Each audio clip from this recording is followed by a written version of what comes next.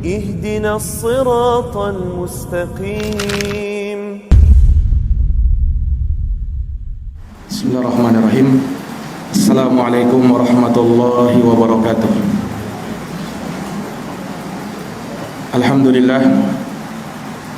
Alhamdulillahi rabbil alamin. Wa bihi nasta'inu ala umuri dunya waddin. Asyhadu an la ilaha illallah wahdahu la syarikalah, ilahul awwalin wal akhirin. Wa asyhadu anna Muhammadan abduhu wa rasuluhu shadiqul amin. Sallallahu alaihi wa ala alihi wa sahbihi wa man tabi'ahum bi ihsanin ila yaumiddin wa sallama tasliman katsira, amma ba'd.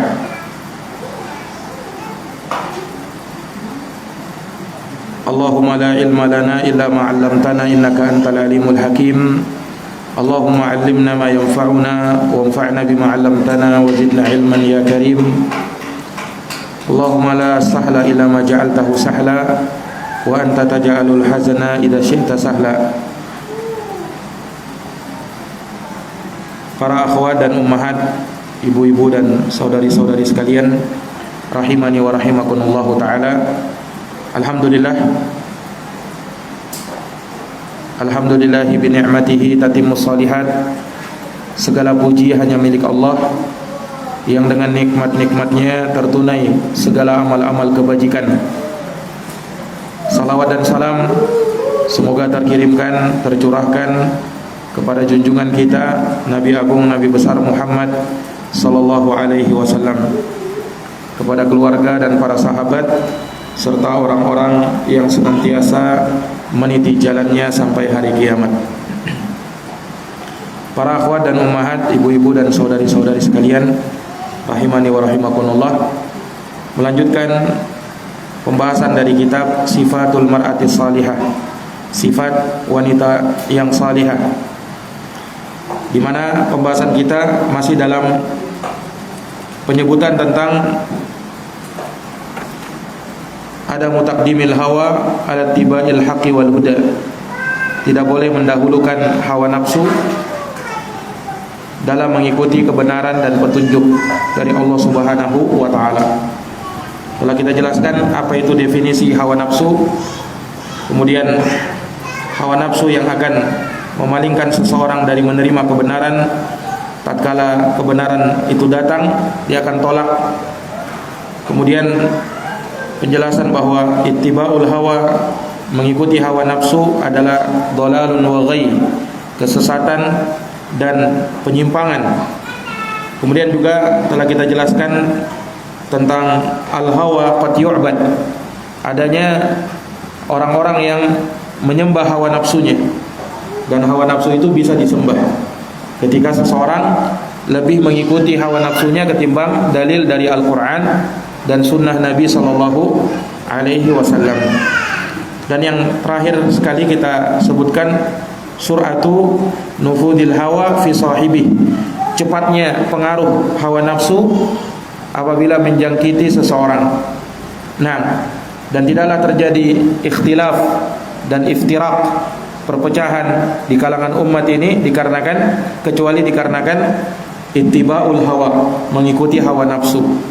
Nah, seseorang yang mengikuti hawa nafsu dalam beragama, maka dia akan tersesat dan akan berpecah belah.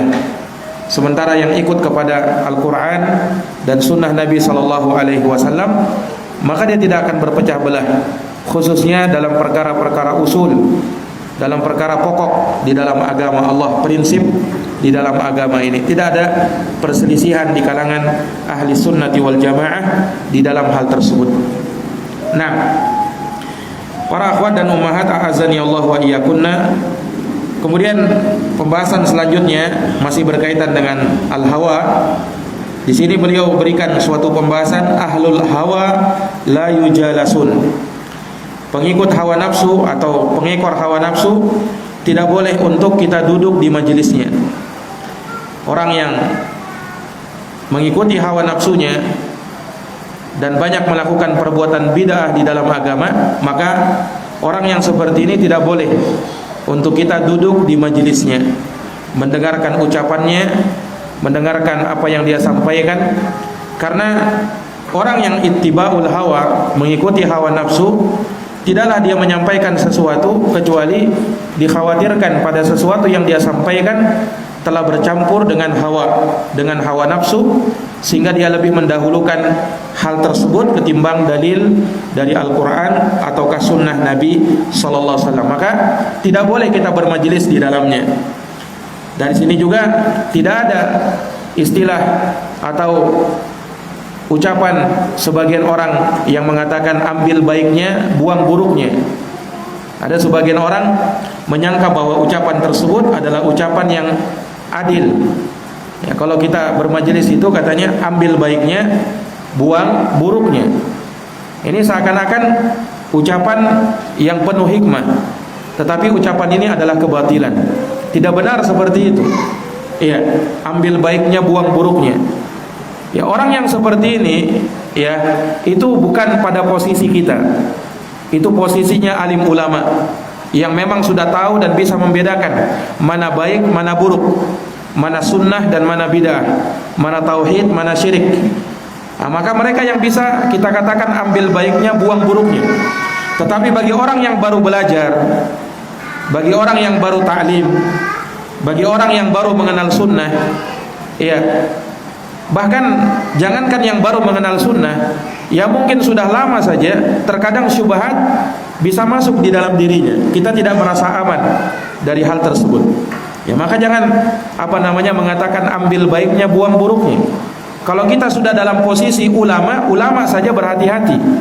Iya, apalagi kita yang baru belajar, apalagi kita yang baru ikut kepada kajian sunnah. Maka jangan berpendapat atau berpandangan seperti itu, ambil baiknya, buang buruknya. Siapa kita? Nah, ya, kalau kita mau belajar, kalau kita mau ngaji, maka ambil dari guru yang memang jelas akidah dan manhajnya. Ya, mungkin sangat sering kami ucapkan bahwa seseorang itu boleh diambil darinya ilmu, seorang guru boleh diambil darinya ilmu kalau memenuhi 4 kriteria. Iya. Jadi siapa saja dari guru di dalam agama ini, ambil darinya ilmu kalau memenuhi 4 kriteria ini. Kalau salah satunya tidak terpenuhi, maka jangan ambil ilmu dari dia. Jangan ambil ilmu dari dia. Yang pertama, salamatul i'tiqad. Orang yang kita ambil ilmu darinya adalah orang yang i'tiqadnya, akidahnya tidak menyimpang, akidahnya lurus, akidahnya selamat. Ini kriteria yang pertama. Kemudian yang kedua, sadadul manhaj. Orang atau guru yang kita bisa ambil ilmu darinya adalah orang yang manhajnya lurus, punya manhaj yang benar di dalam beragama, yaitu sesuai dengan Quran dan sunnah dengan pemahaman as-salafus salih. Iya. Kalau manhajnya amburadul, manhajnya tidak jelas, maka jangan ambil ilmu dari orang tersebut. Iya. Kemudian yang ketiga, orang tersebut memang mumpuni dalam ilmu yang dia ajarkan. Dia punya ilmu tentang apa yang dia ajarkan tersebut. Artinya apa? Orang ini punya riwayat ilmu yang jelas, belajarnya jelas, guru-gurunya jelas, ya. Bukan dari orang-orang yang tidak jelas belajar dari mana, gurunya siapa, tempat belajarnya di mana. Nah, maka ini kriteria yang ketiga. Dia punya ilmu terhadap apa yang dia ajarkan, mumpuni di dalam bidang ilmu yang dia ajarkan tersebut. Kemudian kriteria yang keempat, dia adalah orang yang suka memberikan nasihat, suka memberikan pengajaran dan pelajaran kepada orang lain. Nah, maka kalau 4 ini terkumpul pada diri seseorang, maka ambil ilmu dari dia, siapapun dia, apapun sukunya, ya. Ketika dia mengajarkan hal yang demikian, maka kita harus mengambil ilmu dari dia. Tapi kalau ternyata tidak ada salah satu dari ciri tersebut ada pada dirinya, maka jangan kita berani-berani mengambil ilmu dari dia, karena bisa kita akan kemakan syubhat. Tahu apa itu syubhat? Syubhat itu kerancuan dalam berpikir. Iya, syubhat itu perkara yang seolah-olah adalah bagian dari agama, padahal itu bukan. Seakan-akan dia adalah tauhid, seakan-akan dia adalah sunnah, padahal itu hanyalah tipuan saja. Itu syubhat. Nah, kadang kalau kita kurang ilmu, kita tidak bisa menangkis yang namanya syubhat. Syubhat itu ditangkis dengan ilmu agama. Nah, sekarang sudah seberapa banyak ilmu yang kita dapatkan. Iya, makanya hati-hati di dalam bermajlis kepada ahlul ahwa, kepada para pengekor hawa nafsu dan ahlul bidah. Hati-hati. Demikian pula jangan berani-berani membaca artikel atau tulisan-tulisannya atau buku-bukunya. Iya, hati-hati. Nah, karena apa? Ya terkadang kalau kita membaca buku-buku yang tidak jelas ini apakah dari sunnah atau bukan, terkadang yang kita baca masuk ke dalam hati kita. Kita sangka itu kebenaran. Karena kita tidak kuat ilmu kita tidak punya ilmu untuk mana yang kita bisa menyaring apa yang kita serap, maka terkadang ya kita pun terkena syubhat karena apa yang kita baca. Maka jangan berani-berani terjun dalam perkara-perkara yang seperti ini. Ya, para ulama sudah mengingatkan. Ya, ada salah seorang dari gurunya Imam Al-Bukhari, seorang ahli hadis bernama Imran bin Hittan. Iya, Imran bin Hittan ini seorang ahlus sunnah. Iya, diceritakan bahwa dia guru termasuk gurunya Imam Al-Bukhari, Imran bin Hittan. Dia tertarik dengan seorang wanita. Maka dia pun ingin menikahi wanita tersebut. Tetapi wanita ini berpemahaman khawarij, punya pemahaman teroris. Wanita tersebut. Maka Imran bin Hittan mengatakan begini, tidak masalah saya nikahi dia, nanti saya akan dakwahi, saya akan dakwahi istri saya supaya datang kepada Ahlus Sunnah wal Jamaah, supaya berpemahaman dengan pemahaman Ahlus Sunnah. Akhirnya apa? Dia menikah dengan wanita tersebut. Tidak beberapa lama setelah itu, bukan istrinya yang berubah, justru dia yang berubah menjadi seorang khawarij dan mencela Ali bin Abi Thalib. Imran bin Hittan. Padahal ini seorang ulama seperti itu. Nah, kemudian kita ingin menjadi pahlawan, ingin mendakwahi seseorang. Justru kita terkadang yang bisa didakwahi. Dan dari sini juga kita harus berhati-hati dalam mencari kawan. Jangan sampai berteman dengan sembarang orang. Nah, harus selektif dalam berteman. Bukan artinya kalau di luar Ahlus Sunnah kita langsung musuhi, bukan seperti itu. Tetapi kalau kita ingin menjadikannya teman akrab bergaul, maka pilih-pilih teman kita itu. Jangan sembarangan. Kalau dalam berteman saja kita harus pandai memilih, apalagi di dalam memilih teman hidup. Maka harus lebih ekstra hati-hati lagi. Jangan sampai kita salah di dalam memilih. Kawan itu sangat mempengaruhi. Nah, al-mar'u ala dini khalili, falyanzur ahadukum may yukhalil. Kata Nabi, seseorang itu akan berada di atas agama siapa yang menjadi teman dekatnya. Maka kata Nabi, lihatlah siapa yang menjadi teman dekatmu. Lihat siapa yang menjadi teman dekatmu. Karena orang itu bisa terpengaruh dengan temannya. Seseorang itu bisa istiqamah atau gugur dari istiqamah gara-gara teman bergaulnya. Nah, makanya ini dari perkara yang diingatkan oleh para ulama. Nah, termasuk di sini ahlul ahwa atau ahlul hawa la yujalasun. Pengekor hawa nafsu, orang yang kadang dia lebih mendahulukan akalnya ketimbang dalil Al-Qur'an maupun sunnah. Dia yang lebih mendahulukan pikirannya atau pendapat kelompoknya, pendapat gurunya ketimbang dalil dari Al-Quran dan sunnah Nabi SAW. Dialah pengekor hawa nafsu. Hati-hati kalian duduk bersama orang seperti itu. Nah, di sini beliau bawakan hadis dari riwayat Imam Abu Daud. Kata beliau, bawwaba Abu Dauda fi sunanih, kitabus sunnah. Imam Abu Daud membuat satu bab di dalam sunannya, dalam kitabus sunnah, babu mujanabati ahlil ahwa. Kata Imam Abu Daud, bab menjauhi para pengekor hawa nafsu.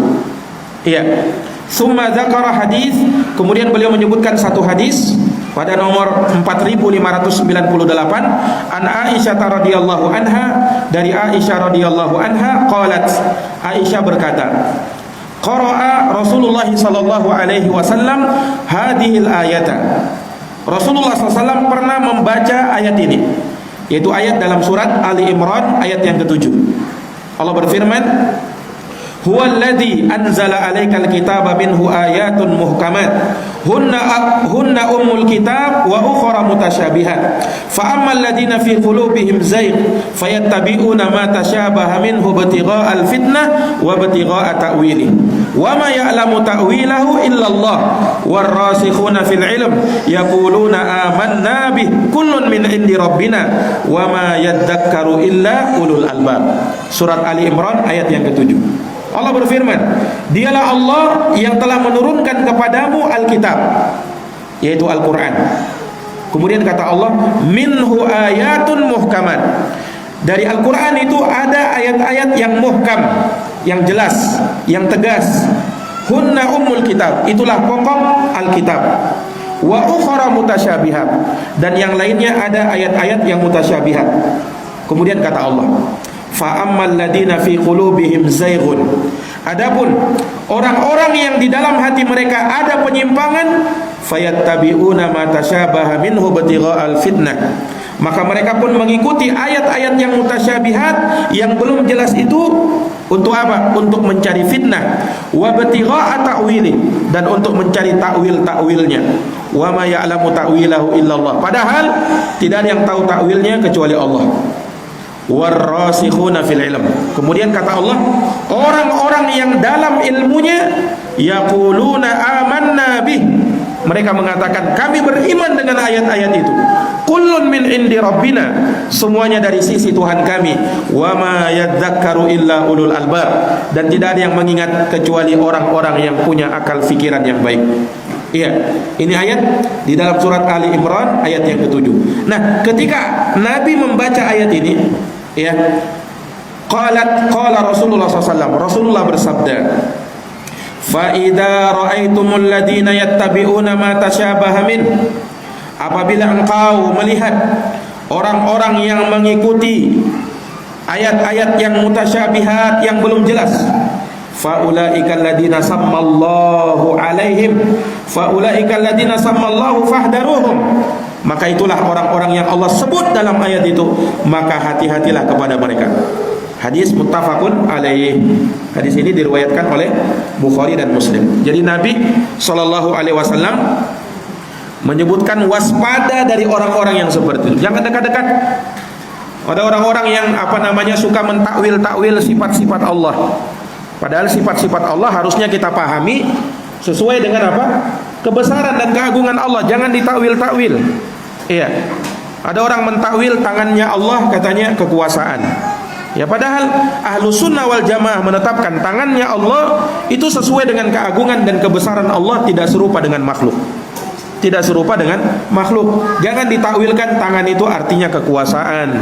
Iya. Rahmat itu artinya begini dan begini. Iya, ridho itu artinya ditakwil semua ayat-ayat Allah. Iya, ditakwil dengan makna yakni disimpangkan ayat Allah Subhanahu wa taala tersebut tanpa ada dalil.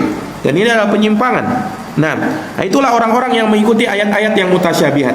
Sama seperti orang yang mengatakan Allah itu tidak di atas langit. Iya.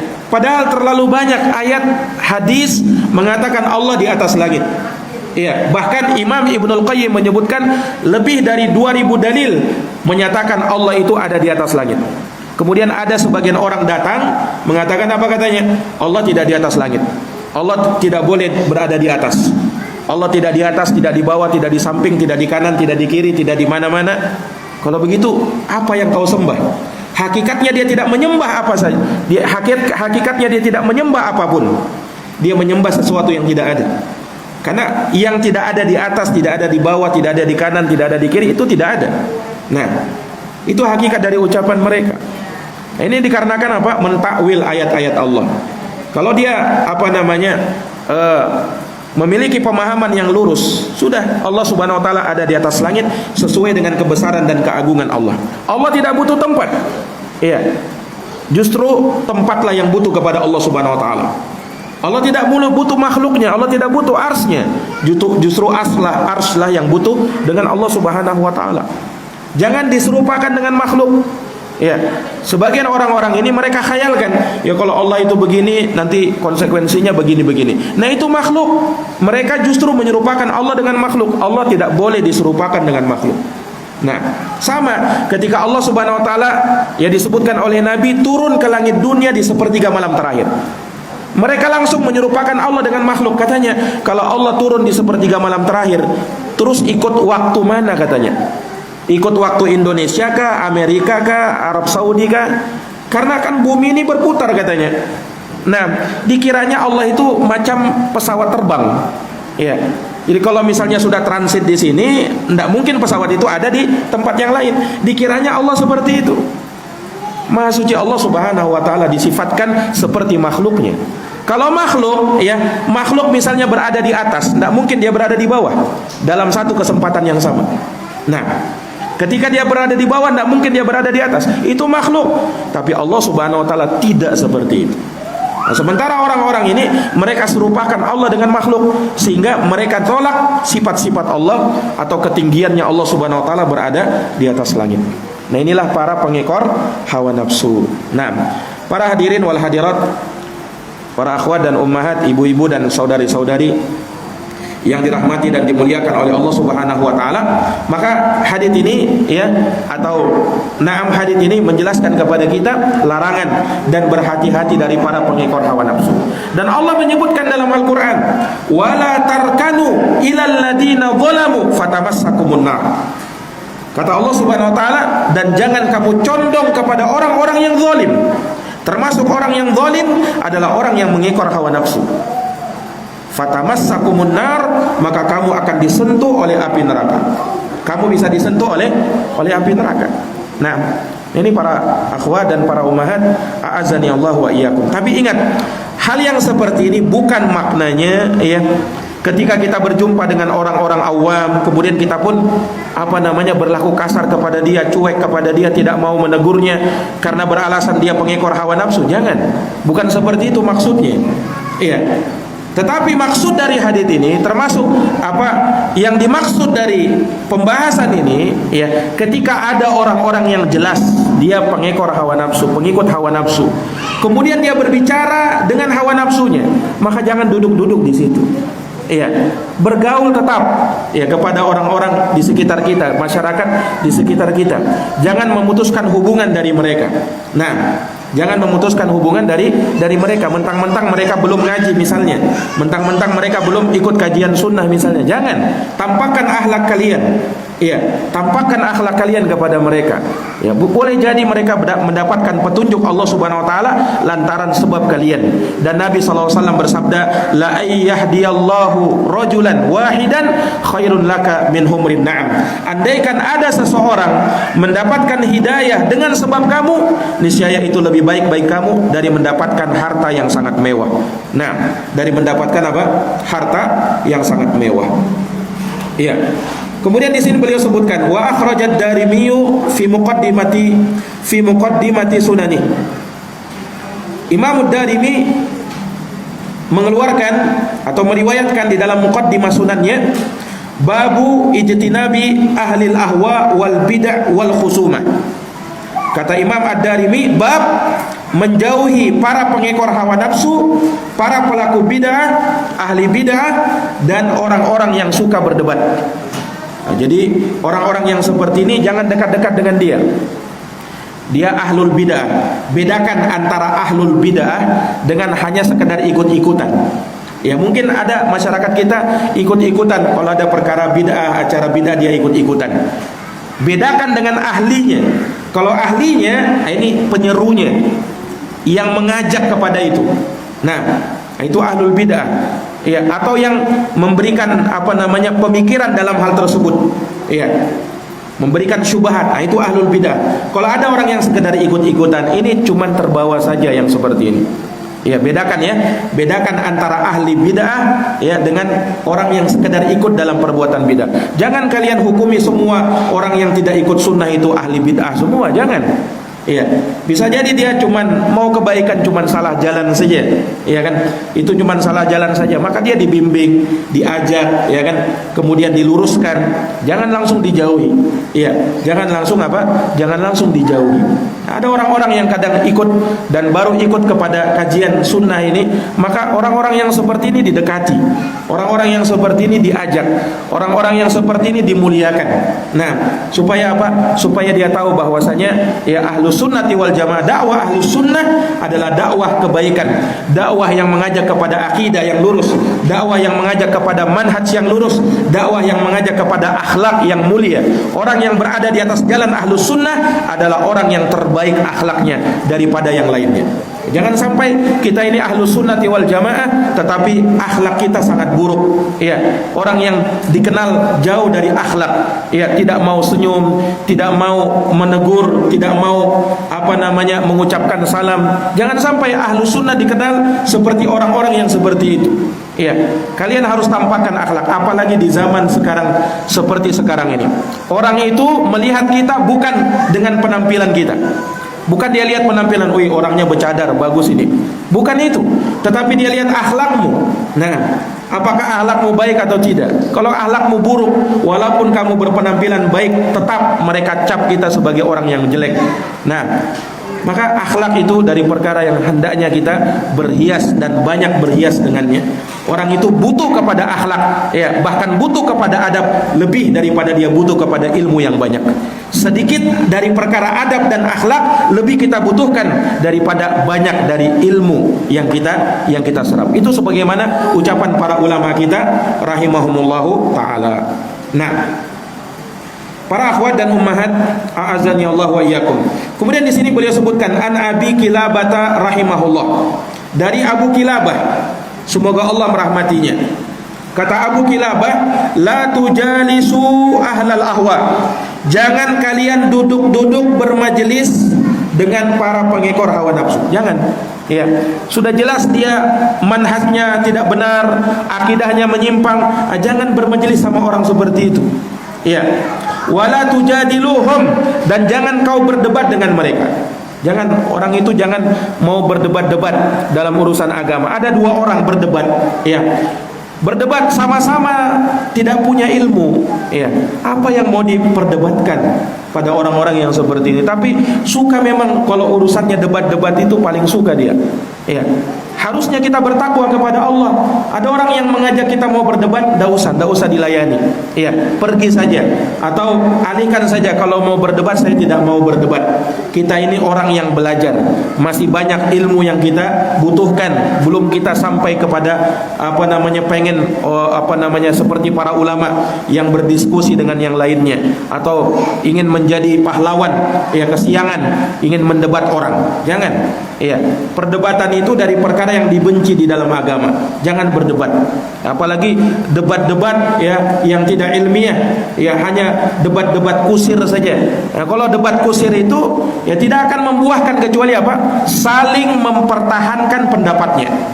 Nah, itu yang ada. Kenapa? Malu kalau kalah. Malu kalau kalah. Nah, yang ada itu cuman keras kepala, mempertahankan apa? Pendapatnya. Ya. Persis seperti itu yang kisahnya kambing walau terbang itu. Ada dua orang berselisih melihat hewan di kejauhan. Yang satu bilang itu kambing, yang satu bilang itu burung. Berselisih mereka berdebat. Yang satu bilang kambing, enggak, yang itu burung. Yang satunya mempertahankan, enggak, itu kambing katanya. Maka akhirnya hewan ini semakin dekat, ternyata terbang. Ternyata dia terbang. Maka yang bilang burung mengatakan, kan burung, betul, itu burung, bukan kambing. Tapi yang satunya tidak mau kalah debat. Dia bilang apa? Tidak, itu kambing walaupun terbang. Itu kambing walaupun terbang. Artinya apa? Orang ini tidak mau kalah. Iya, tidak mau kalah dia. Nah, itulah yang ada dalam perdebatan. Itu yang ada dalam perdebatan. Tidak akan mau mengalah. Nah, tetapi kalau debatnya ilmiah, dilakukan dari orang-orang yang ahlul ilmi, baru yang seperti itu dilihat. Baru yang seperti itu apa? Dilihat. Nah, ini para akhwat dan ummahat, a'azani Allahu wa iyyakum. Ya, maka jangan berdebat dengan mereka, kata Imam Abu Kilabah. Fa inni la amanu an yughammisukum fi dolalatihim. Karena aku tidak merasa aman Ya, mereka para pengekor hawa nafsu itu akan menenggelamkan kalian dalam kesesatan mereka. Wa yulabbisu alaikum ma kuntum ta'rifun, dan mereka akan membuat samar atas kalian, akan membuat rancu bagi kalian apa yang dulu kalian ketahui. Maka jangan berani-berani. Nah, di dalam hal ini, ya, ini para akhwat dan ummahat, ibu-ibu dan para santri, para akhwat yang dirahmati dan dimuliakan oleh Allah Subhanahu wa taala. Baik. Wa akhrajal Ajurri fi Syariah. Diriwayatkan oleh Imam Al-Ajurri di dalam kitab Asy-Syariah pada nomor 120. Anna rajulan qala li Ayyub As-Sikhtiyani. Perhatikan, ini seorang imam. Ada seorang laki-laki, laki-laki ini termasuk dari ahli bid'ah, pengekor hawa nafsu. Berkata kepada Imam Ayyub As-Sikhtiyani. Kata orang ini, ya Abu Bakar. Abu Bakar itu kunyahnya Ayyub As-Sikhtiyani. Wahai Abu Bakar, as'aluka an kalimah. Aku ingin bertanya kepadamu tentang satu kalimat. Maka apa yang terjadi? Fawalla Ayyub. Ayyub berpaling dari orang itu, tidak mau dia dengar. Waja'ala yaqul, dan beliau berkata, wala nisfa kalimah. Aku tidak mau mendengarkan ucapanmu, bahkan walaupun setengah kalimat. Aku tidak mau dengar, kata Imam Ayyub As-Sikhtiyani. Wala nisfa kalimah, walaupun setengah kalimat saya tidak mau dengar. Ini jenjangnya imam, setingkat Imam Ayyub As-Sikhtiyani rahimahullahu taala. Dan asar ini disebutkan oleh beliau, oleh Ummu Abdillah, wal atharu sahih. Asar ini adalah sahih. Nah, wa dakhala rajulani ila Ibnu Sirin. Ada dua orang ahli bid'ah masuk kepada Imam Ibnu Sirin, Muhammad bin Sirin. Min ashabil ahwa, termasuk dari pengekor hawa nafsu. Ya, orang ini datang kepada Imam bin Sirin, Ibnu Sirin, faqala. Dua orang ini berkata, ya Abu Bakar, wahai Abu Bakar. Abu Bakar juga kunyahnya Ibnu Sirin. Kata orang ini, nuhadditsuka bihadits.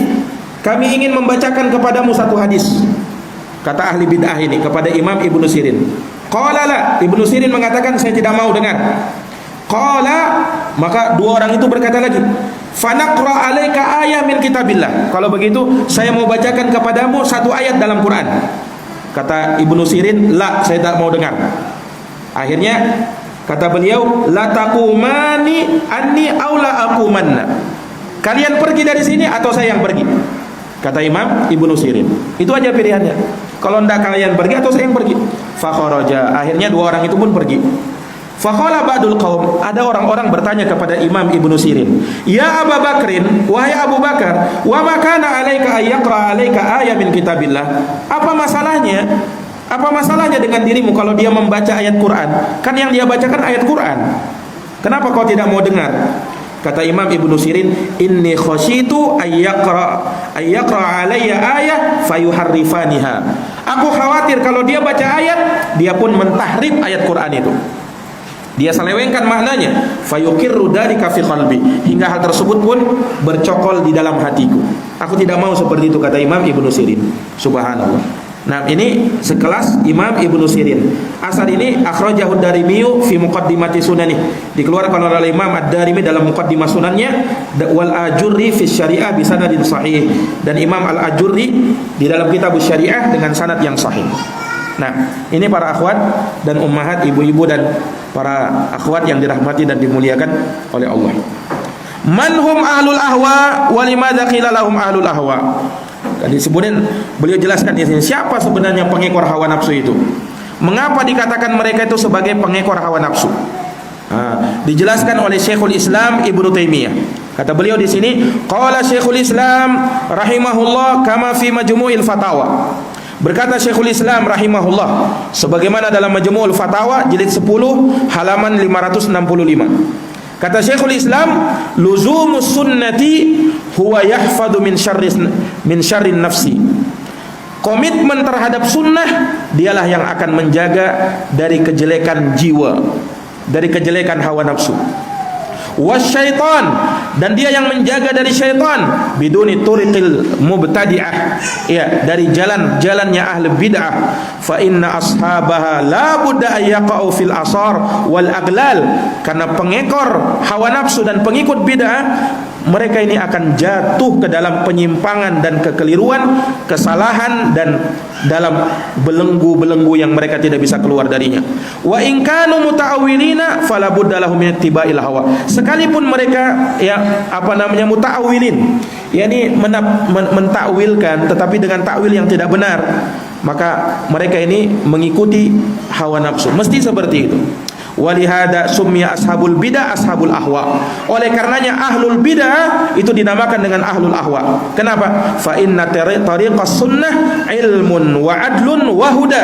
Sebab jalan sunnah itulah ilmu, itulah keadilan, itulah petunjuk. Wa fil bid'ati jahlun wa zulmun. Sementara dalam bid'ah ada kejahilan dan kezaliman. Wa fiha ittiba'u dhall wa ma tahwal anfus. Dan di dalam hal tersebut ada pengikutan kepada adh-dhann, mengikuti prasangka dan hawa nafsu yang ada di dalam jiwa. Ini kata Syekhul Islam rahimahullahu taala. Kemudian dijelaskan lagi oleh Imam Ibnul Qayyim. Qala Ibnul Qayyim fi Ghathatil Lahafan, pada jilid 2 halaman 139, bitahqiqil Faqih, dengan tahqiqnya Imam Al-Faqih atau Syekh Al-Faqih. Kana salafu yusammuna ahlal ara al-mukhalifah li sunnati wa ma jaa bihi rasuli fi masailil ilmi al-khabariyah wa ahlu masailil ahkamil amaliyah yusammunahum ahlus syubhat wal ahwa. Kata Ibnul Qayyim, dahulu ulama salaf mereka menyebut para pengekor atau orang-orang yang punya pemikiran yang menyimpang dari sunnah dan apa yang dibawa oleh Nabi dari masalah ilmu tentang hadis-hadis Nabi, ya, atau masalah-masalah ahkam amaliyah. Mereka menamakan orang-orang seperti itu dengan apa? Ahlus syubhat. Orang yang punya pemikiran menyimpang dari sunnah itu adalah ahlus syubhat. Wal ahwa, dan apa? Ahlul ahwa, pengekor hawa nafsu. Nah, jadi ustadznya itu ahli syubhat, ya. Mungkin dia bergelar dengan seorang ustaz, tetapi pandai memberikan syubhat. Jadilah dia ustaz ahli syubhat. Hati-hati dari orang-orang yang seperti ini. Li'anna ar-ra'yal mukhalif lis-sunnah jahlun la ilma wa hawa wa din. Karena pemikiran yang menyelisihi sunnah itu kejahilan. Tidak ada ilmu di dalamnya, yang ada cuma hawa nafsu. Iya, tidak ada agama di dalamnya. Yani sunnah Islam yang lurus yang digariskan oleh Nabi SAW. Fasahibuhu mimman ittaba'a hawa bighairi hudam minallah. Maka pelakunya termasuk dari orang yang mengikuti hawa nafsu tanpa petunjuk dari Allah. Wa ghayatuhud dolal fid dunya, dan puncaknya adalah kesesatan di dunia, wasyaqa fil akhirah, dan kesengsaraan di akhirat. Wa innama yantafid dhalal wasyaqa amman ittaba'al hudallahi alladhi arsala bihi rusulah. Ya, hanya saja akan hilang yang namanya kesesatan dan kesengsaraan dari orang yang mengikuti petunjuk Allah yang dengannya Allah mengutus para rasul. Wa anzala bihi kutubah, Allah turunkan dengannya kitab-kitabnya. Kama qala ta'ala, sebagaimana firman Allah Ta'ala, fa imma ya'tiyannakum minni huda, ya, maka yang datang kepada kalian dariku berupa petunjuk, famanittaba'a hudaya, maka barang siapa yang mengikuti petunjukku, fala yadhillu wala yashqa, maka dia tidak akan tersesat dan tidak akan sengsara. Wa man a'rada an dzikri, tapi siapa yang berpaling dari peringatanku, berpaling dari Quran, berpaling dari sunnah Nabi, fa innalahu ma'isyatan dongka, maka baginya kehidupan yang sempit. Wa nahsyuruhu yaumal qiyamati a'ma, dan kami akan kumpulkan dia pada hari kiamat dalam keadaan buta. Surat Toha ayat 123 sampai 124. Nah, ini ucapan Imam Ibnul Qayyim rahimahullah. Yang kesimpulannya, pengekor hawa nafsu, ahlul ahwa, pengikut hawa nafsu adalah ahlul bidah. Orang-orang yang punya pemikiran yang menyimpang dari Quran dan sunnah, itulah ahlul ahwa. Itulah ahlul ahwa. Jadi Pengekor hawa nafsu itu jangan hanya ditafsirkan orang yang suka bermaksiat, ya, orang yang suka melakukan perbuatan maksiat, bukan hanya itu. Tetapi orang yang mungkin berada di atas agama, tetapi pemikirannya menyimpang dari Quran dan Sunnah, mereka pun dikatakan pengekor hawa nafsu, suka mengikuti hawa nafsu. Kan terkadang pemahaman kita itu kalau dibilang hawa nafsu itu maksiat, bawaannya selalu maksiat. Di sini yang dititik beratkan oleh beliau bahwa hawa nafsu yang dimaksud di sini adalah bid'ah dan semua yang menyelisih Quran dan Sunnah, jalannya Rasul dan jalannya sahabat. Maka itulah ahlul ahwa. Ini para akhwat dan para ummahat, a'azzani Allahu wa iyyakunna. Nah, maka ini dari perkara yang hendaknya kita waspada darinya, ya. Dan dalam beragama kita harus hati-hati, ya.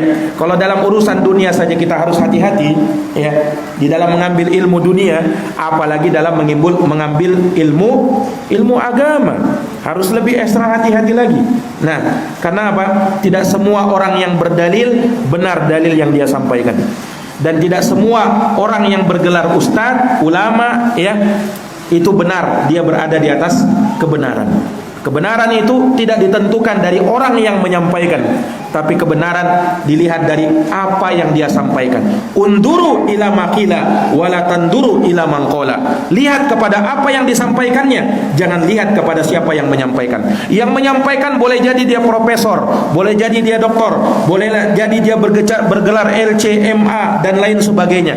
Tetapi kalau dia membawakan pemikiran yang baru, nyeleneh, yang sama sekali bertentangan dari Quran dan Sunnah, maka tolak dia, walaupun dia adalah seorang yang punya gelar yang sangat panjang lebar. Nah, kalau pemikirannya menyimpang siapapun dia, ya, maka la karamata lahu wala syaraf. Tidak ada kemuliaan bagi orang yang seperti itu. Nah, ini para akhwat dan para ummahat yang dirahmati dan dimuliakan oleh Allah. Semoga Allah Subhanahu wa taala menjaga kita di atas akidah yang lurus, di atas manhaj yang selamat. Semoga Allah Subhanahu wa taala mewafatkan kita di atas jalan sunnah Nabi SAW sampai akhir hayat kita, sampai kita menghembuskan napas terakhir di dunia ini, tetap berada di atas kebenaran, tetap berada di atas jalan sunnah Nabi sallallahu alaihi wasallam. Nah, ini para jamaah, para akhwat dan ummahat, semoga bermanfaat. Kita akhiri dengan doa kafaratul majlis. Subhanakallahumma wa bihamdik, asyhadu an la ilaha illa anta, astaghfiruka wa atubu ilaik. Wassalamualaikum warahmatullahi wabarakatuh.